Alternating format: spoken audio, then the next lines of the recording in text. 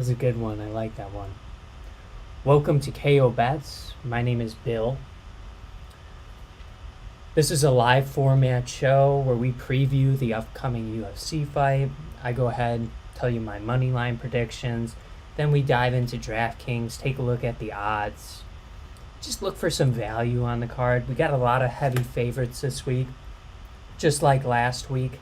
Last week, that was crazy. I turned 30 years old. I celebrated my 30th birthday. We went to a microbrewery. Had some craft beers, Penrose. Came back here, and I tell you what, by the end of the night, I was pretty beat. Peter Yan, I think, was our only bad pick in retrospect. I did parlay a lot of Peter Yan over 2.5 round kind of picks that night, and in retrospect, probably should have just went with an over projection. But I don't know. It was a tough fight. Hamzat, Burns, that was a great fight, and then Volkanovski. And still, before we get started with tomorrow night's fight night, if you wouldn't mind, subscribe to the channel, like the video, helps me out. If you wouldn't mind, share the channel with someone, tweet it out, text it to someone. Would love to hear from you in the comments. We're growing slowly and steadily. If you're tuning in, interested in the NFT update, we're at 26 subscribers. So we're moving at let's put it this way. Every time we add a subscriber, we're the fastest growing channel in America. But it's tough to get ads. So if you wouldn't mind, please subscribe. Definitely going to give away a UFC moment. Actually, the moment I was going to give away the fighters fighting on this card, Chris Barnett, spinning wheel kick against Jan Vellante, UFC strike moment. Went with something a little more distinguished this evening. Little Johnny Walker. There was an ice cube in there. Just to smooth it over a bit. Nice oaky flavor. Without further ado, let's get into it. Alright, so I think we got 14 total fights, which is just absolutely nuts. And then as far as trends I noticed with these fights, I might take an underdog, but for the most part, I did like a lot of the favorites on this card. So the first fight of the night, we got Allen. Okay, another thing we're experts on this show is pronunciations of names, so just because it sounds wrong doesn't mean it's wrong. Tengelli taking on Kevin Croom. Tengelli is 2-1-1 in the UFC. Kevin Croom is 0-2 in the UFC. Kevin Croom, stylistically, high output, pushes the pace, keeps nice pressure. Exciting fighter, but 0-2 in the UFC for a reason. Kind of takes a lot of shots, is susceptible to being taken down. As long as you can keep your composure in the pocket with Kevin Croom and not get tagged with a haymaker, I think you're going to be okay in this fight. So, highly Alatang. We're going to go with him on the money line projection. Like his punching power, like his speed a lot. He's probably going to be the better grappler in this matchup. Really, where Kevin Croom is going to be most dangerous is in the latter rounds, I believe, of this fight, or even late in rounds, if he's really pushing a high output, high pace. As far as DraftKings, let's just specifically focus in on this fight. The odds makers, I always like to look the fight to go the distance. They do like it to go the distance.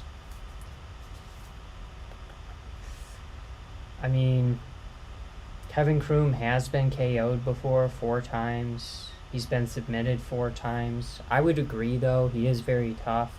I think it's going to be a hard task to put him away. for Hailey Alatang. Yeah, so I'm going to go with Hailey. Maybe winning method. Is there a trending? Like maybe over 2.5. I like. I kind of like that as a bet.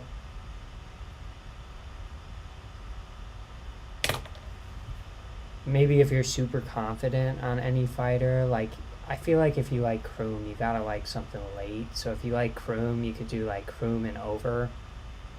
If you like Hailey, I mean, I would do Hailey and over.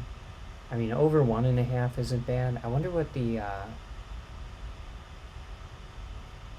what would that be under fight lines? Yeah, that's minus 350. So yeah, probably looking at the over 2.5 on that. But as far as the money line, I'm a sicko. I'll put them all in a round robin, but I wouldn't recommend doing that. Next matchup, we've got someone I do like the idea of betting on is Stella Nunez taking on Sam Hughes. Stella Nunez 0-1 in the UFC.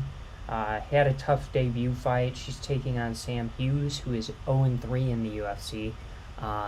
Appears to be maybe super one-dimensional, and maybe she's a good grappler and just not good anywhere else. So I like Stella Nunez in this fight. When we look at the opponents that Sam Hughes has struggled with, Tisha Torres, Loma Lukbume, I think her only path to victory in this is just like a mauling grappling attack where she's just dominating control. Otherwise, I like Stella Nunez. She's going to be my money line pick. I don't like a submission outcome, so if we're looking at, like, she's Muay Thai, her style, so if we're looking at possible outcomes, I mean, Sam Hughes has only one loss via KO. Probably looking to double up on the Estella KO or decision. So you can improve your odds slightly from minus 225 to minus 200 with that. Yeah, it's a tough fight for Sam Hughes. Not because Estella's a tough opponent, but Sam's just not really shown anything. So I wouldn't bet any money on Sam Hughes. In fact, I'll probably use Estella as like a parlay opportunity. The next fight, we've got Jordan Levitt taking on Trey Ogden. Jordan Levitt is 2-1 in the UFC, slight underdog at plus 125. Trey Ogden, slight favorite, making his UFC debut. Both are going to be jiu-jitsu artists. Both are going to be able to submit their opponent. I don't know if there's a distinct difference. Like, I'm sure one is better at grappling and jiu-jitsu than the other, right? But as far as, like, the biggest discrepancy, I think we're going to notice it in the stand-up attack of Trey Ogden. He's just going to look a lot sharper, a lot more comfortable from a striking standpoint. And, I mean, whoever's shooting first kind of maybe is in trouble in this matchup. It'll be interesting. I am a little nervous because Trey Ogden does have, he's got the 11 sub wins, but he's got 3 submission losses. So he is susceptible to getting caught on occasion. So, to be honest, I don't know how he got caught, if it was like guillotines or something consistent, like where he's shooting and he just leaves his neck out there. But that's something I probably want to explore a little bit more, like was how he was submitted. As far as the odds makers, I'm sure they like this one to go the distance. Oh, they don't. So they like some sort of finish in this.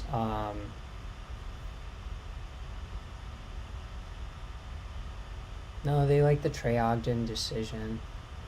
I mean, it's tough. I'll go with Trey Ogden on the money line. It's always tough, though. Like, when you got a couple of guys who are so proficient on the mat and at the submission game, anyone could get locked up at any given time. So, like Trey Ogden on the feet, like him to win a possible point outcome. Just there's always the possibility that he gets caught. So, probably going to stay away from this one on money line bets. Not going to lie. If anything, maybe we're looking at winning method here. So like a double or nothing. Sub decision minus 450. Fight lines over under 2.5. Yeah, that's tough. So maybe looking more in that direction. Those are horrible odds. I don't know. It'll be a good test for Trey Ogden. It'll be interesting. I hope he doesn't get caught. I hope he keeps it standing up. And if that's the case, I like the Trey Ogden decision for plus 225. Don't like him to submit Jordan Levitt, so I guess that's the way we're going. Maybe a little bit of value on the KO, but Ogden has 0 KOs in his career, so I don't know if that's realistic or not. I just think he's gonna be better on the feet. So next fight we've got is Chris Barnett taking on Martin Buday. Betty's Buday. Chris Barnett, man, this dude's he's like 5'9", the Beast Boy. I mean, he is a beast for sure, but I don't know. He's kind of small for sure for heavyweight as far as height. He's 5'9", weighing in at what? 277? Are you kidding me? That's ridiculous. Like I'm 5'10". I'm probably like $145. I mean, to be 277 in there is ridiculous. He did wheel kick Jan Vellante. That was nice, but in my opinion, Jan's also kind of small for the division. So, ball of energy. He's going to be dancing coming into the octagon, spinning, violent, but he's taking on a more technically sound fighter, I think, in Martin Buday. Good boxer. I like Buday in this. I think he's going to be too big for Chris Barnett, and we're going to see Chris Barnett fall to 1-2. Honestly, if the UFC was patient with him and could give him a little bit of money, like maybe he could get into a mode where he's maybe shooting for like 205. Like he's got to lose some weight though. I mean, he's a big dude going in there, and he did that. I'll show you the Chris Barnett NFT moment. That's the one we're probably gonna give away. Wheel kick, and then he does this somersault, almost takes out the octagon. I think they were fighting somewhere in maybe in Vegas, and we could feel the tremors all the way out here in Illinois. It was a ridiculous, like the down B move in Super Smash Brothers. That's what he did, just in the octagon. Let's see. Oh, I've got it pulled up already. I like to check. Yeah, they're not going to like this one to go the distance. I mean, Barnett, it says he has high output. I don't really think... I mean, it might have been high with Vellante, but I don't think it's that high. I think the KO is a safe pick. I mean, if we just did KO for minus 280, that seems like really reasonable, and Buday's odds are minus 240. Heading into the UFC here, by the way, he's on an 8-fight win streak, 7 KOs, so he's a very proficient KO artist as well. Chris Barnett, 17 out of his 22 wins have come via KO, so whoever avoids getting clipped in this one, and I just think it's going to be the more technically sound fighter this time around, they should win. But Chris Barnett, he's coming in there with a different look for the heavyweight division for sure. For sure. All right, the next fight we've got is Rafa Garcia taking on Jesse Ronson. Oh, I thought that's like a boy snatcher. Jesse Ronson. Do you know why I'm here? Rafa Garcia. He's okay. Came into the UFC, I think, undefeated, and now he's 1-2 in the UFC. His biggest issue, I think, has just been like his gas tank. He's super solid, dangerous early, has nice pressure, good output early, and then he just kind of fizzles out. Gruismacher is an example of that, and I know Gruismacher likes to grind out fights, but Rafa Garcia is for sure going to be most dangerous early in this fight. Jesse Ronson, on the other hand, he was in a no contest fight. He did knock out his opponent, but he's coming back from steroid suspension. Probably the more powerful puncher. Might not look the fastest or like the better fighter early in this matchup, but if he can weather the storm, and I think he can against Rafa Garcia, he should win this. Now, what version of Rafa Garcia are we going to see? Is he going to come into this with incredible cardio? I think no, but 1-2 in the UFC, you better be going back to the drawing board and correcting some things. So it'll be interesting to see what happens in this fight. Gonna go with Jesse Ronson on the money line. He is a slight favorite at -120. I think that's fair just from what we've seen from Rafa Garcia. I mean, he shouldn't be like a huge underdog. It's not going to be absurd if he wins, but he's probably going to be super gassed in that last round. If we're looking at the results that the judges like, I always like to check this. They do like the fight to go the distance. I do believe Rafa Garcia's 2 losses are they're both decisions. I mean, 7 out of Jesse Ronson's losses are decisions, so I mean, the fight to go the distance, that sounds pretty good to me. Yeah, so I guess the over-under, I would take the over for 2.5 rounds, over 2.5.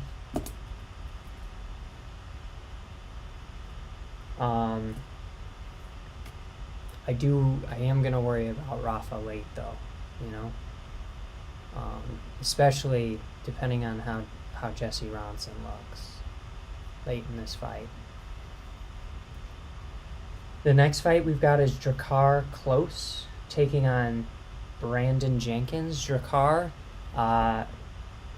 so he lost to most recently Beneil Dariush, has fought really solid competition. Mark Diakese, Bobby Green, 4 KO wins, 7 decision wins. Solid fighter for sure. He's taking on he's a heavy favorite too, -600. He's taking on Brandon Jenkins, the human highlight reel. So, I mean, if that tells you any, he's 0-1 in the UFC. He did lose to Zhu Rong. I mean, he's going to throw for sure. I think this one kind of smells like a knockout. If we're looking at their records, I mean, Brandon Jenkins 2-5 in decisions, so 7 total decisions, 12 total knockouts on his record. I mean, Drakkar Klose is definitely, stylistically, he's won more of those decision matchups, but for some reason I'm like sniffing a knockout in this one. I don't know what the odds maker. Yeah, they kind of think it's going to end inside the distance too. I don't think that's a bad wager. Drakkar Klose KO. If we could do a fight parlay where Drakkar Klose is taking it like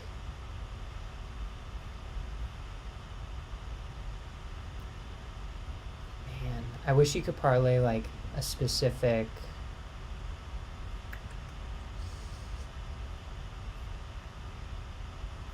like not just like a specific, I don't know, how am I trying to say this? Like over 1.5 KO, you know?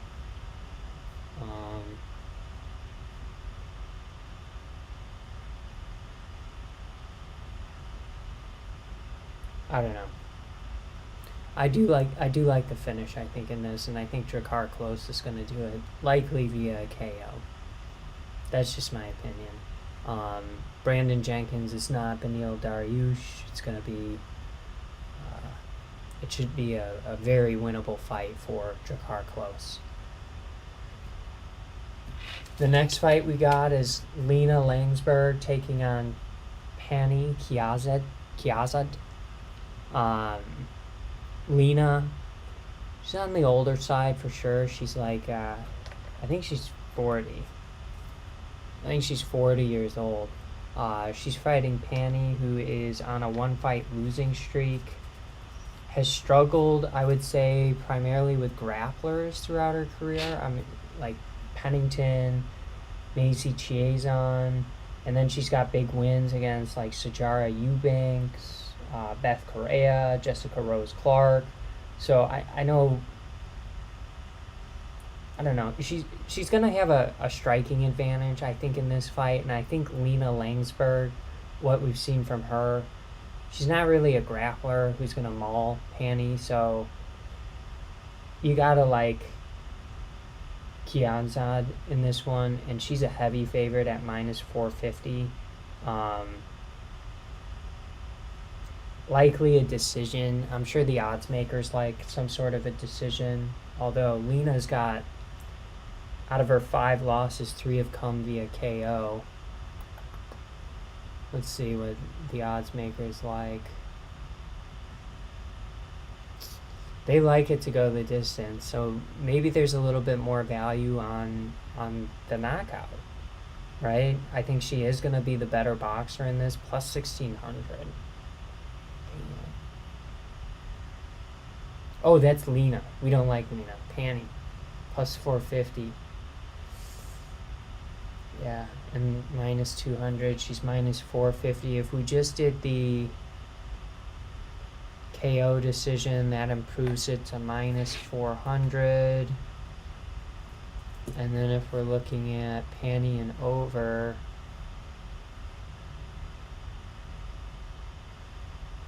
yeah, -400. Oh, and over 2.5, -280. Pani, over 2.5, -280. That's a little better. But definitely like Pani in this fight. Like I said, I mean, I know she's a vet, but I just don't think there's any like savvy move she can really pull out besides like approaching this with like a mauling grappling approach, and that's just not her game. In the next fight, we've got gotta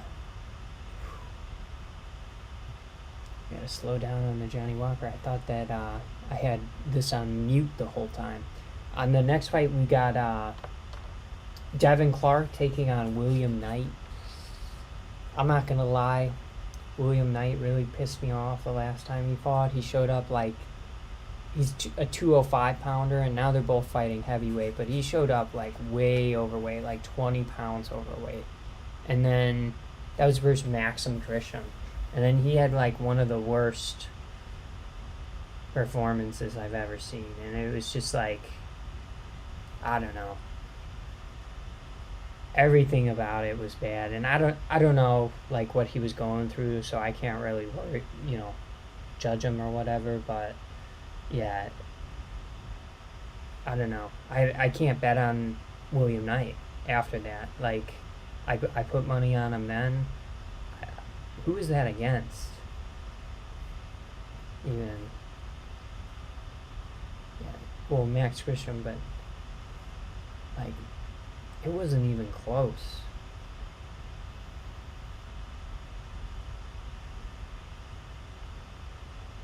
So he got some takedowns, but I mean, yeah, it wasn't even really close. So overall, very, very disappointing performance. You gotta prove it to me. I can't bet on you anymore. So I'm gonna go with Devin Clark on the money line for this one. He's a favorite at -180. He's definitely gonna be like the better grappler in this matchup. Just can't get caught with anything from William Knight. So probably not gonna bet on Devin Clark in this. Simply because I don't know what version of William Knight we're gonna see. If Devin Clark wins, I think it's going to be a decision. If William Knight wins, I think it's going to be a knockout. William Knight, he's a slight underdog at plus 155. Yeah, we'll give him the striking advantage, but as far as the odds makers do like the fight to go the distance. And, I mean, Devin Clark's been in there with some pretty good competition recently. He's got two losses, Ian Calaba and Anthony Smith. So I think the path to victory is just wear and tear. Just take him down, control the fight, tire out William Knight. You'll beat him. That simple.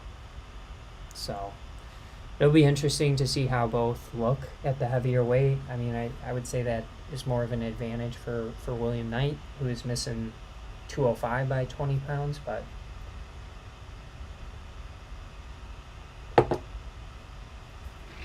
you know, at least he found his division now, hopefully. So we'll see what happens. Gonna stay away from this one. Monier Lazzez taking on Angie Lusa. Munir Lazzez 10-2, 1 fight losing streak, and Angie Lusa is 8-2, making his UFC debut. Yeah, I mean, both are definitely, I would say, more of the striking build. So if we're looking at what the odds makers, I mean, okay, they're saying it is going to go the distance, but I'm sure if we look, yeah, the KO odds are going to be the most probably favorable. To be honest, I don't know what we're going to see in this. I guess Angie Lusa must have won his Contender Series fight. So I'm not sure what to think about this one. To be honest, I'm looking at my notebook. I'll put it on Twitter, but I'm looking at my notebook. I didn't even fill anything out for this, which was pretty bad. So we're gonna go with Munir Lazzez, the favorite. He's -200. Angie Lusa, maybe there's some value on a knockout in this, or the under, you know? Maybe that's what I'm looking to explore. When we look at these guys' record, he's got 80% of his wins come via KO. So 8 out of 10 wins.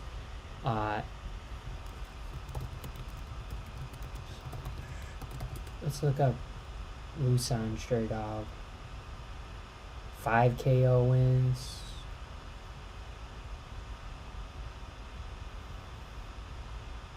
Oh, he lost to Jack Della Maddalena,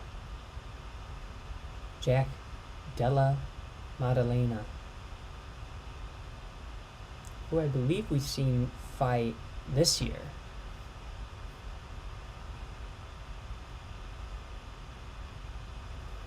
Against Pete Rodriguez. This guy's no joke.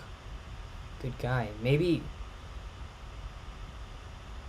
you know what? Let's put a little asterisk next to...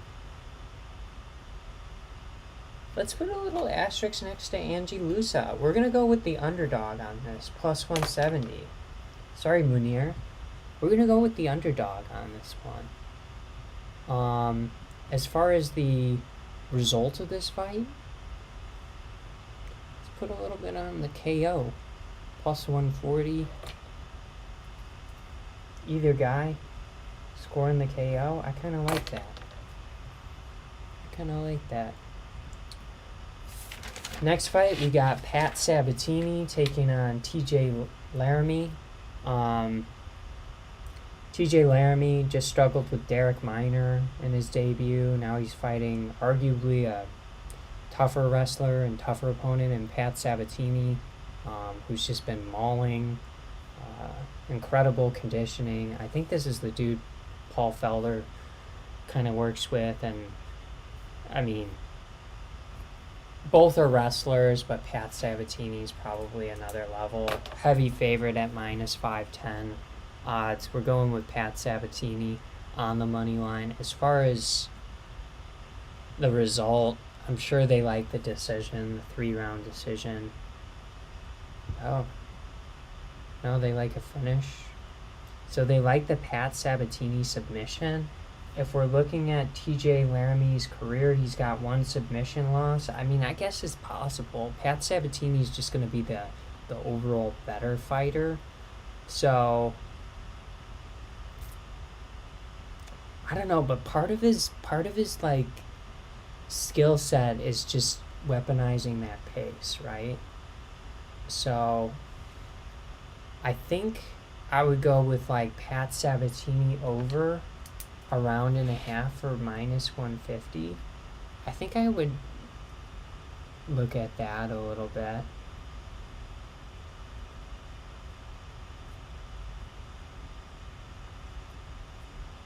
That doesn't sound bad to me. He's 3-0 in the UFC. He does have 10 submission wins. So another opportunity to maybe improve the odds slightly is doing the submission decision for Pat, which is minus 400.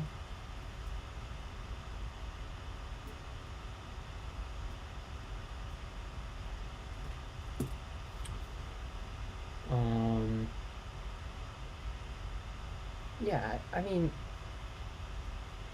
I guess who knows if like TJ Laramie, if he can last in the octagon with Pat Sabatini for a round and a half, but I don't know. It seems like almost worth it to. I mean, unless you're parlaying the money line with someone else, it just seems kind of worth it to me to risk a little bit less on over a round and a half. Just makes a lot of sense to me. The next fight, we've got Myra Bueno Silva taking on Wu Yanan. Wu Yanan, heavy underdog again, plus 360. Myra Bueno Silva, minus 490. 2-1 in the UFC for Myra. Wu Yanan, 1-3 in the UFC. Definitely struggling. I think she's going to end up at 1-4 after this fight. Myra Bueno Silva, powerful puncher, good stand-up. She's going to be aggressive. She's going to look better on the feet. I think she's got pretty decent takedown defense, 71%. Yeah, so I just don't know where Wu Yanan is gonna win this fight. So we're gonna go with Myra on the money line. As far as the odds,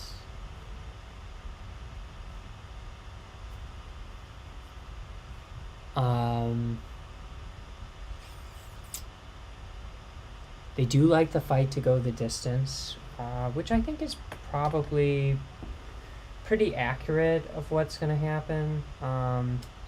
Wu Yanan, 1-3 in decisions. Myra, 1-2. So if it does go to a decision, that's what the odds makers think. Like, maybe, I don't think it would be split, but I think that's a close fight if it does end up to a decision. Hopefully Myra Bueno Silva. I mean, I would do like Myra and over. Yeah, something. Improve her odds a little bit from minus 490. Myra and over a round and a half is minus 225. Probably do something like that. I mean, I'm going to get burned on some of these. You always do, but just diversify. be smart with your risk. Oh, Adam Andras. What's up, man? Miguel Baez is taking on Andre Fiallo. Adam, I can text you after this some of my picks. Well, let's just go into the breakdown here. Miguel Baez is going to be the favorite at -170. I'm a fan of Miguel's style. He's on a 2-fight losing streak, and he's definitely going to need to avoid the counterpunch ability of Andre Fiallo, who's more of the boxing style, does carry a lot of KO prowess. Like, again, are we looking at a fight that spells finish? Maybe. Fiallo is 0-1 in the UFC. He fought against a tough opponent, though, in Michael Pereira. I think he went to a decision against him. So, I don't know. Like, I'm going with Miguel Baez, who's also a striker, but he's more proficient, I would say, in the kicking department than Andre Fiallo. So we're probably looking at a decision, is what I'm thinking, for Miguel Baez.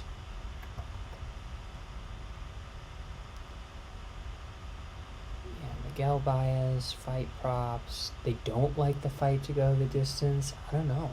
I think if Miguel Baez is winning this, it's maybe a decision, but they're liking the knockout overall at -115.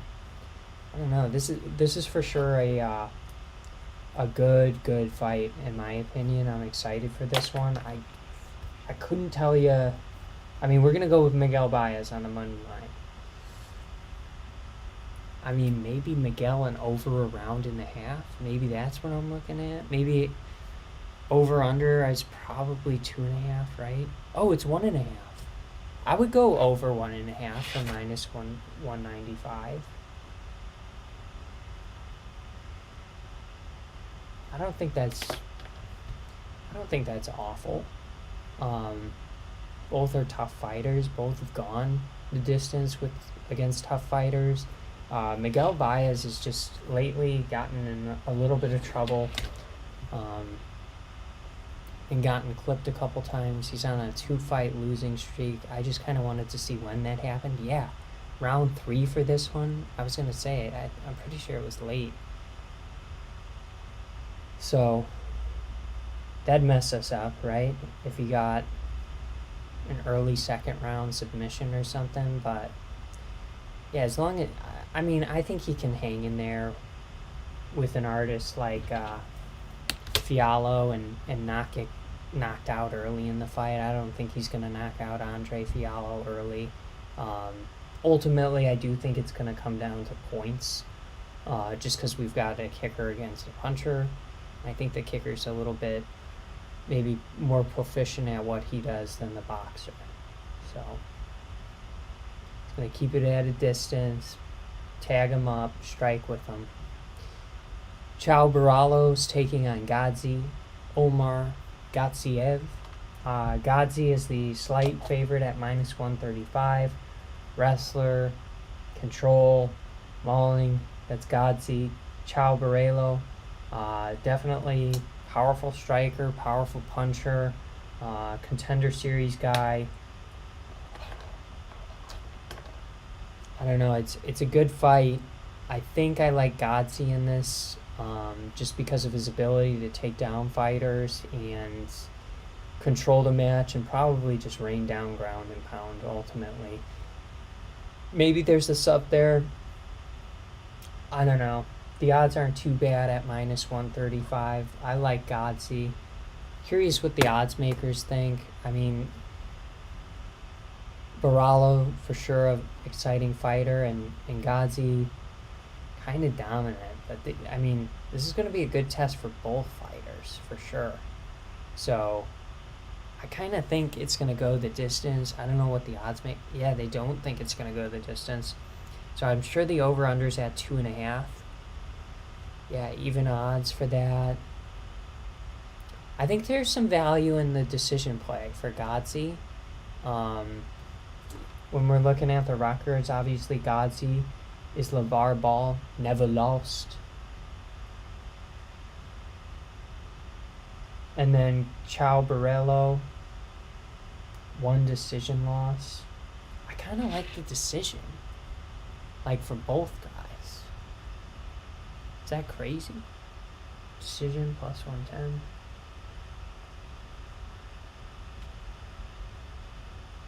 Gadzi.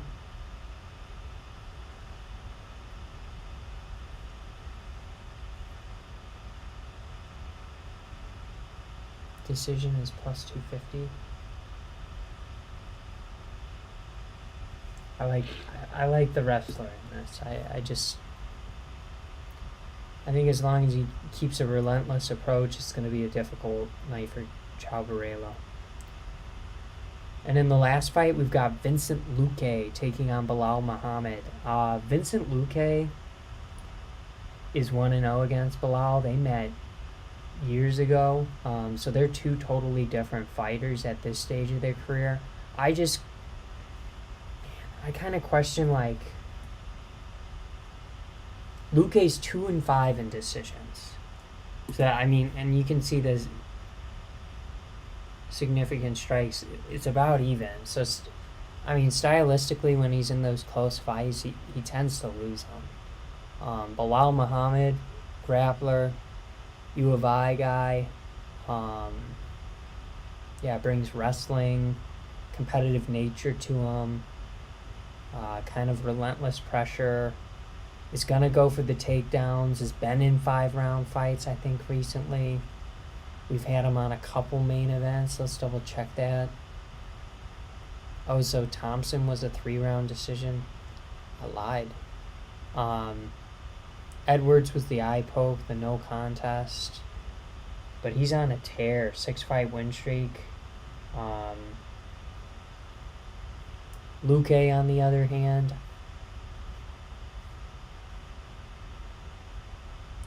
beat Chiesa, beat Woodley.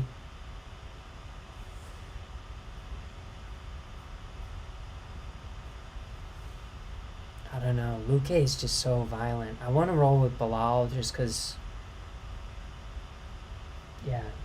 Illinois guy, I think from Chicago, and stylistically, he's a tough puzzle to crack if you're not defending your takedowns.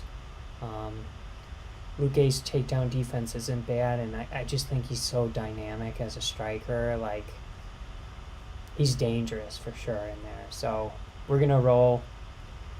Breaks my heart, but we're gonna roll with Vincent Luque in this.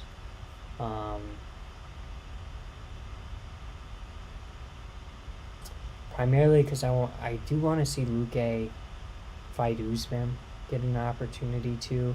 I mean, I guess if Bilal's a better grappler than Usman, like, you could give a compelling argument for why you'd want to see that. But I think Lucay presents some dynamic striking ability that Usman. I'm trying to recall, like, recently, like, he hasn't really faced. So we're gonna go with Lucay. The KO's there for plus 225. I mean, I'm not guaranteeing it's gonna be a KO. This is a 5-round fight, but yeah, the odds makers don't like this one going the distance, and I'm sure it's because they like the Lucay KO. Maybe there's a feeling out period, so maybe we could go like Lucay to win and over a round and a half, because it is a 5-round fight. Like, maybe that's something I like. Over 1.5. If we're looking at the fight lines,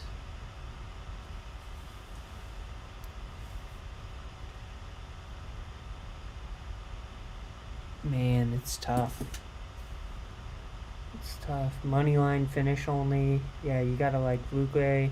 And then decision only, you gotta like Bilal. Like, I think if it's not a decision, then you get your money back. So maybe I'd put a little bit of juice on Bilal in that spot for a decision win.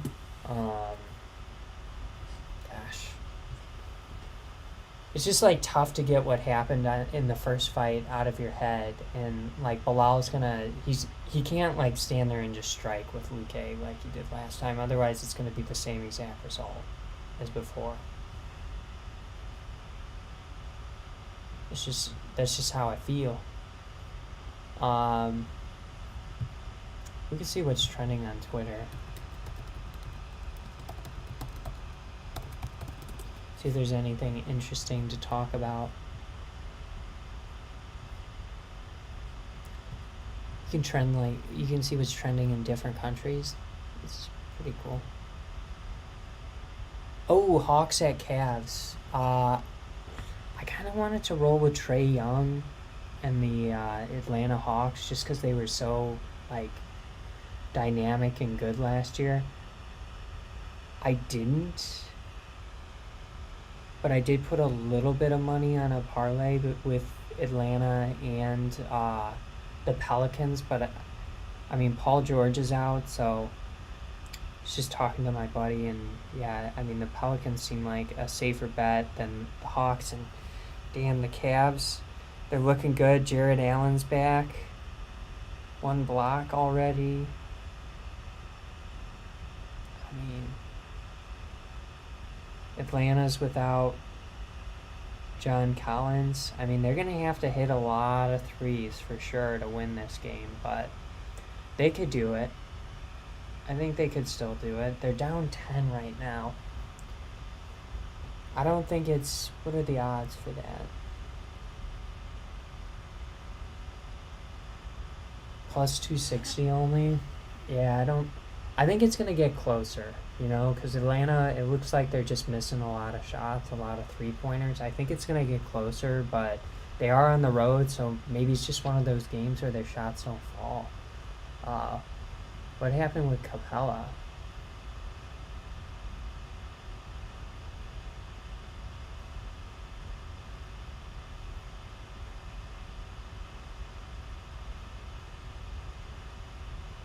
So Mobley...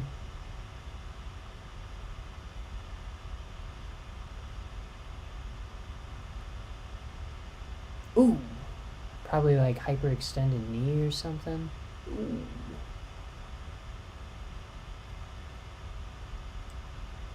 Capella pulling Mobley down. Maybe he pulled him down. I don't know. I think NBA players have a habit of enunciating contact, so freaking WWE's is that on fire or what? I mean I enjoyed it growing up, but not particularly at all anymore. I think Bellator 277, that might be tonight. It might be on tonight. Yeah, we just got a bunch of like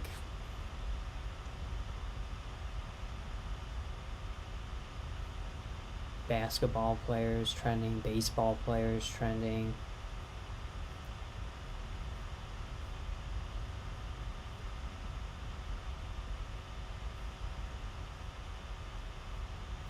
Cool. Yeah, I think I'm gonna do a little bit more on the Pelicans -1 for -105. I like that. All right, that wraps up the show. We don't really have anything else to talk about. I think our next UFC event, I'll go ahead and look it up. I don't know if there's one after this weekend. There might be. Oh, there is. Amanda Lemos, Jessica Andrade. Here, I'll share the screen with you.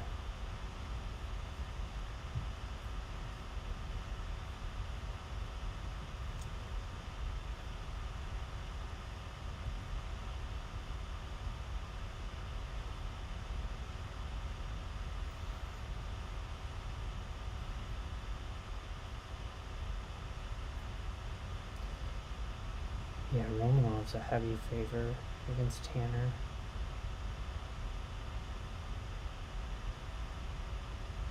Dude, some of these pictures are so funny. Oh my gosh. Look at Dwight Grant. You know who this reminds me?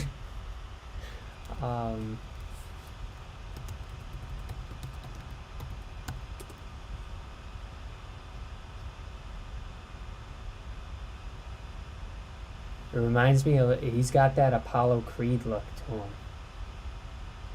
Like if he had it, is that something Withers or? Yeah, he's got that look to him. He's got a little stank face going on in his picture. I don't know what I do for, we don't really see anyone smiling ever. They're always serious. I'm sure that's like a brand thing, like, hey, no fucking smiling. But,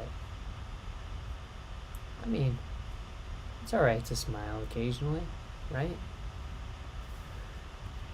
Alright, we've been going for about an hour here. I'm gonna go ahead and sign off. If you want, you could follow my Twitter. I do have a Discord group. I'll tweet out the link to that. Usually there's someone on there just talking about the fights and the bets they're placing, whether that's me and other people. I don't know. It's kind of like just a good message thread to have an open discussion and debate. So I'll tweet out a link to that, and if you want, go ahead and share your parlay picks in the comments. Make sure you subscribe to the channel. Make sure you like it. Make sure you share it with someone. As soon as I hit 100 subscribers, we're giving away that Chris Barnett wheel kick. Get that thing out of my collection, put it in someone else's collection. I don't know how much it's worth, to be honest.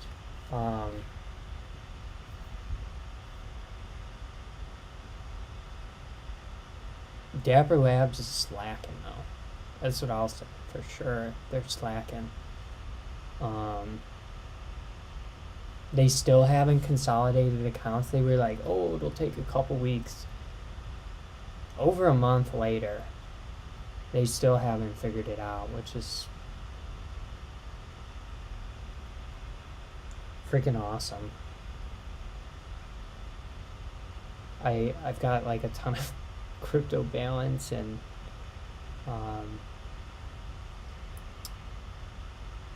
I got some inventory on my other profile. So I think I got 15 UFC. Yeah, I got 15 UFC strike moments on this one. I do have some duplicates again though, so maybe I'll give a couple of options. I do have like a couple duplicates of Gregory Rodriguez. It looks like, who's this cat? Oh, Joel Alvarez. Nice. Ian Gary. So I got some I got some cooler moments, but selfishly, I'd like to retain those. So for like when we grow the channel more, we'll do a bigger giveaway or something like that. So if you tuned in, I appreciate it. Like I said, subscribe to the channel. Thanks for tuning in. KO Bets. Peace out. Let's run back that hip hop beat.